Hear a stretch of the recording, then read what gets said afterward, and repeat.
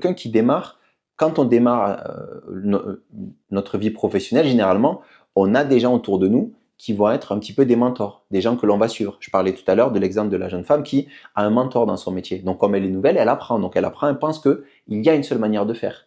Moi je me rappelle, j'ai fait de l'alternance, voilà, il y avait des gens qui avaient une manière de faire de l'analyse de risque.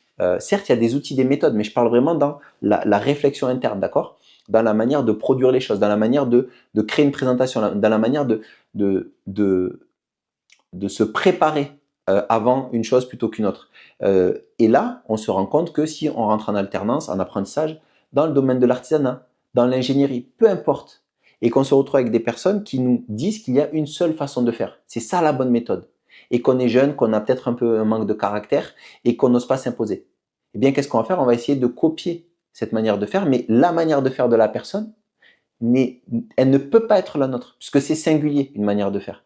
Donc, je vais faire quoi? Je vais étouffer ma manière d'être excellent, et en étouffant ma manière d'être excellent, comme j'ai dit au début, il n'y a que deux voies. Soit je vais dans l'excellence, soit je vais dans l'oubli, la négligence.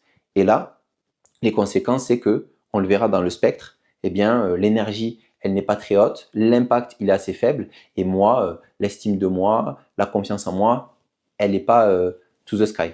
Voilà.